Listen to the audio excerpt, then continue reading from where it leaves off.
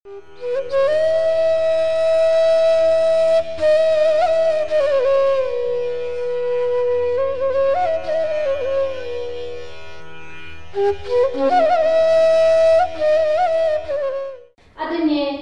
कर्ण sir, उहाँलाई मैले कसरी चिने, म को हुँ, म विस्तारमा मलाई दिएको निर्धारित समयमा म सक्ने प्रयत्न गर्नेछु।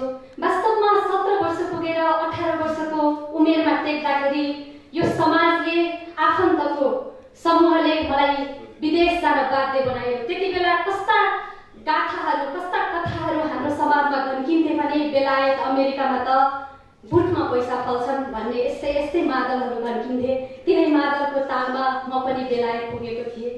बेलायत पुगेर मैले सोचेको थिएँ सेतो मान्छेहरू झलक्क आफ्नो अगाडि देख्दा त भगवानै देखे जस्तो लाग्ने नेपालमा।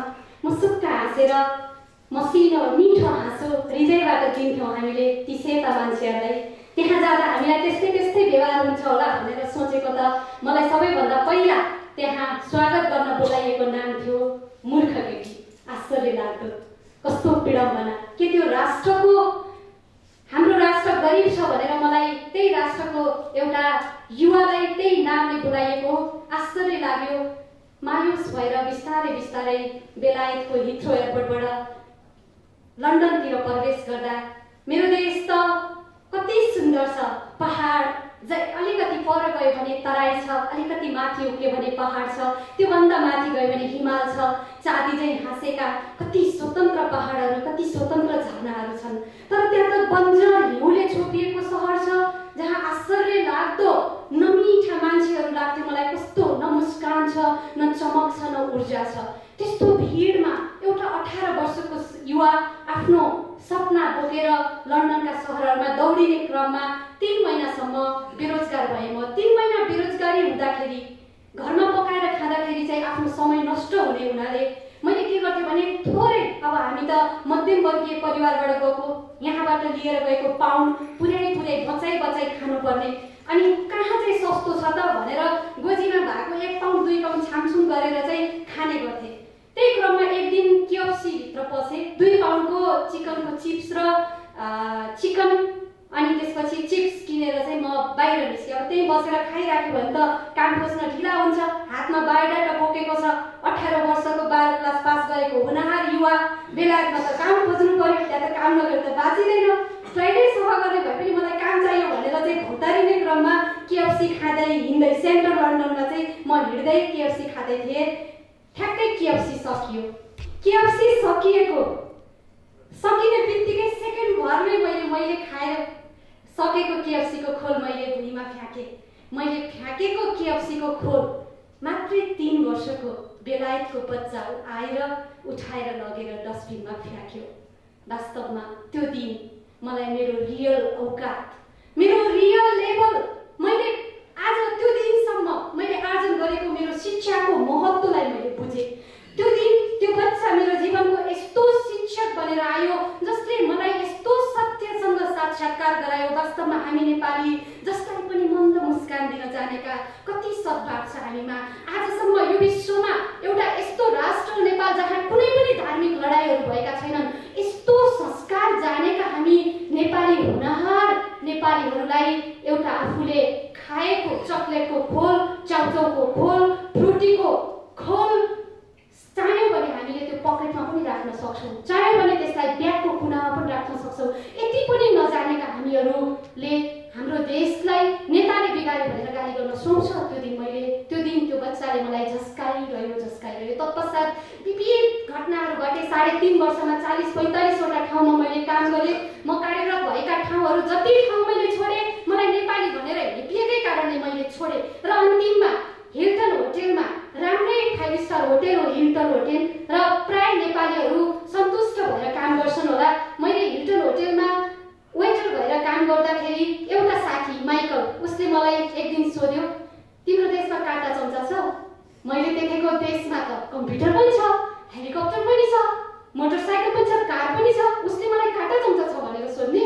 मेरो देशमा त यो पनि छ। आफ्नो देश कसलाई मन पर्दैन? हरेकलाई आफ्नो राष्ट्र सुन्दर लाग्छ।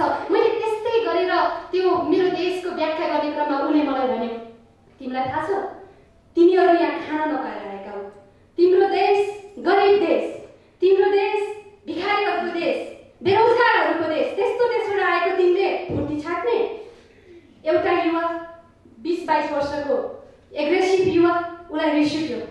गुराँसवनलाई रिस उठ्यो।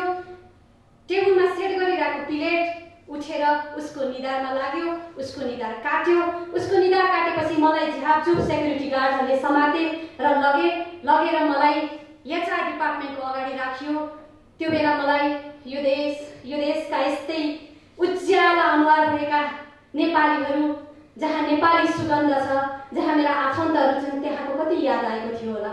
तर पनि म नडराइकन मेरा 5 प्रश्नहरू त्यहाँ राखेँ। तत्पश्चात उसलाई पनि जागिरबाट निकालियो र मलाई पनि जागिरबाट निकालियो। नेपालमा आइसकेपछि भौतारिरहेको थिएँ, के गर्ने त नेपालमा, कुनै आइडिया थिएन। नेपाल त आएँ, अब म कुनै पनि दिन यदि विदेश आएँ भने यो देशका युवाहरूसँग चाहिँ प्रतिनिधित्व गर्ने गरेर सँगै स्टेजमा उभिने गरेर आउँछु भन्ने छातीमा हात राखेर कसम खाएर त यो राष्ट्रमा आएँ। तर के गर्ने, अल्मलिरहेको बेलामा मेरो आज जोसँग विवाह भएको छ ताराजी, उहाँले मलाई भन्नुभयो, कर्ण साके सरले लेख्नु भएको सोच पढ्नु सुराजजी।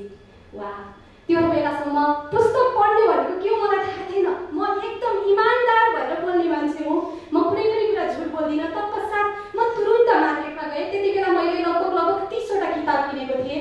तस्लिमा नसरिन, हाम्रो अन्तर्मनको यात्रा लेख्ने जगदीश घिमिरे लगायतका व्यक्तित्वहरूको। र त्यति बेला मैले कर्ण सरको सोच पढ्नुहोस् भनेर मलाई मेरो हस्बेन्डले भनिरहँदा मैले उहाँको 4वटै किताबलाई किनेर मैले पढेँ। त्यो किताब पढिसके पश्चात राजेन्द्र श्रेष्ठ सर जो अगाडि हुनुहुन्छ, उहाँसँग राजेन्द्र श्रेष्ठ, ताराजी, गुराँसवन र यो कर्ण साके, यो 4वटा नाम एकदम मिठो तरिकाले जोडिएको छ। उहाँ चाहिँ हाम्रै कम्पनी ब्राइट एडुकेयरको अगाडि उहाँको स्कुल छ र उक्त स्कुलसँग पनि हामीले मिलेर काम गरेका थियौँ। त्यो बेला मैले मूर्ख केटी भन्ने किताब लेखेको थिएँ। भावनामा बगेर कुण्ठाले भरिएको त्यो एउटा पुस्तक तयार भएको थियो। त्यो लिएर म आदरणीय राजेन्द्र श्रेष्ठ सरकोमा जाँदाखेरि उहाँले मलाई भन्नुभयो, कर्ण त मेरो साथी हो नि भन्नुभयो। कर्ण सरको सोच पढेको त्यो सोचले अझै पनि नेपालमा धेरै पोसिबिलिटी छ है, तिमी यही देशमा दौडिनुपर्छ भनेर उत्साहित गराइरहँदाखेरि त्यही बिचमा राजेन्द्र श्रेष्ठ सरले उहाँ मेरै साथी हो भनेर भन्दा म कति खुसी भएको थिएँ। त्यो खुसी त म व्यक्त पनि गर्न सक्दिनँ। वास्तवमा राजेन्द्र श्रेष्ठ सरले त्यो बेला मलाई धेरै इन्स्पायर गर्नुभएको थियो। तपाईँहरू दुवैजना राजेन्द्र श्रेष्ठ सर हुन त यहाँ धेरै दिग्गज व्यक्तित्वहरू हुनुहुन्छ, धेरै आफ्नो जीवनमा सङ्घर्ष गरेर आफ्नो जीवनमा एउटा इतिहास लेखाएका व्यक्तित्वहरू हुनुहुन्छ, मलाई थाहा छ। तर प्रत्यक्ष मेरो चिन्जान नभए पनि तपाईँहरू जस्ता व्यक्तिलाई पनि म नमन गर्न चाहन्छु। र राजेन्द्र श्रेष्ठ सर अनि कर्ण साके सर, कर्ण साके यस्तो व्यक्ति हो जसले हामी जस्ता युवाहरूलाई घचघचाइरहनु भएको छ। अघि उहाँले म त वृद्ध भएँ भनेर भन्नुभएको थियो। तपाईँ वृद्ध हुनुभएको छैन कर्ण साके सर। तपाईँको आज 75 वर्षको जन्मदिन तपाईँले मनाइरहँदा तपाईँभित्र यस्तो युवा छ। तपाईँको त्यो युवापनलाई हामी जस्ता युवाहरूले फलो गर्नुपर्छ, हामीले सिक्नुपर्छ। तपाईँहरू जस्तो व्यक्तित्वहरूबाट हामीले के सिक्नुपर्छ भने थाक्नुहुन्न। अल्छी भन्ने शब्दलाई आफ्नो डायरीबाट हटाएर उठ जाग, उठेपछि मात्रै दुनियाँ देखिन्छ भनेर हामी जहिले पनि अगाडि बढिरहनुपर्छ। त्यो शिक्षा हजुरले आज 75 वर्षको उमेरमा पनि हामीलाई दिइराख्नु भएको छ। तपाईँलाई मेरो हृदयको द्वार, हृदयको गहिराईबाट धन्यवाद दिन चाहन्छु। र वास्तवमा नेपाल आइसके पश्चात ब्राइट एडुकेयर डुब्यो। ब्राइट एडुकेयर डुब्दाखेरि लडिएपछि पनि उठ्नुपर्छ है भनेर कर्ण साके सरका कलमहरूले मलाई झकझकाइरहे र जन्म भयो ह्याप्पी लाइफ एजुकेसनको। आज ह्याप्पी लाइफ एजुकेसन भन्ने संस्था मोटिभेसनको फिल्डमा नेपालमा नाम चलेको संस्थामा आउँछ। यो फाइनेन्सियली फ्री नभए पनि यो नेपालको धेरै कुना काप्चामा पुग्न सकेको छ। र हामीले म प्रत्येक कार्यक्रममा यो 4 को कथा भनेर विद्यार्थीलाई छातीमा हात राखेर सोध्न पठाउँछु, अभिभावकहरूलाई छातीमा हात राखेर सोध्न पठाउँछु, यो राष्ट्र कसले बिगारेको रहेछ, यो राष्ट्र हामीले चाह्यौँ भने हाम्रो घर आँगन सफा राख्न सक्छौँ। हरेक नागरिकले घर आँगन सफा राख्यो भने, हरेक नागरिकले आफ्नो अगाडि एउटा फुलको बिरुवा रोप्यो भने, हरेक नागरिकले अनेक इमान्दार भएर आफूले गर्नुपर्ने काम गर्यो भने यो राष्ट्र बदलिन समय लाग्दैन। सायद यो कर्ण सकारात्मक सोच समूह गठन पनि यही उद्देश्य परिपूर्तिको लागि भएको हो। आज 75 वर्षको यो उमेरमा उहाँले यसको उद्घाटन गरिरहँदा म के भन्न चाहन्छु भने जीसस क्राइस्टभन्दा अगाडि जन्मिनुभएका सुक्रात, प्लेटो, एरिस्टोटल, जीसस क्राइस्ट, नित्से यस्तै ठुला दार्शनिकहरूको हामीले लेखहरू पढिरहेका छौँ नेपालमा। वास्तवमा नेपालमा बसेर यी दार्शनिकहरूको कुरा पढिरहँदा मलाई के लाग्छ भने आउने पुस्ताले नेपालमै जन्मिएका कर्ण साके सरहरू जस्ता अथवा तपाईँहरू यहाँ बस्नुभएका उज्याला ज्योतिहरूका चाहिँ फिलोसफीहरू पढ्न पाउनुपर्छ र तपाईहरू यो नेपालको माटोमा युगौं युगसम्म बाँचिरहनुपर्छ। आदरणीय व्यक्तित्वहरू जसले मलाई निकै ध्यानपूर्वक सुन्नुभयो, म बोलिरहेँ भने म बोल्ने पेसामा लाग्ने व्यक्ति, म बोलिरहेँ भने धेरै समय जान सक्छ। तपाईहरू सबैजना मेरो यो हृदयमा हुनुहुन्छ र अघि कर्ण सरले के भन्नुभएको थियो भने यी युवाहरूको हृदयमा म बस्न चाहन्छु भनेर भन्नुभएको थियो। ठुलोभन्दा अगाडि तपाईँले हामीलाई यहाँ प्रमुख अतिथि बनाएर यहाँ ल्याउनुभन्दा अगाडि हजुर यो हृदयमा बसेको व्यक्ति हो र हजुरले यो हाम्रो हृदयलाई छोएको व्यक्ति हो। तपाईँले हामीलाई उड्न सिकाउनु भएको हो, तपाईँले हामीलाई यो राष्ट्रप्रति हाम्रो दायित्व के हो भनेर तपाईँले हामीलाई बुझाउनु भएको। त्यसकारणले गर्दा तपाईँ सधैँ बाँचिरहनुहुनेछ र म के पनि भन्न चाहन्छु भने मेरो तर्फबाट जतिजनालाई मैले त कार्यक्रमहरूमा हाम्रो रोहितजीको किताबलाई पनि मैले प्रष्ट रूपमा भन्ने गर्छु कि यो किताब पढ्नै पर्छ र कर्ण साके सरको पुस्तकलाई पनि हामीले पढ्न पनि नहुने पुस्तकमा चाहिँ राखेका छौँ। वास्तवमा उहाँको पुस्तक पढ्यो भने धेरै व्यक्तिलाई हौसला मिल्न सक्छ।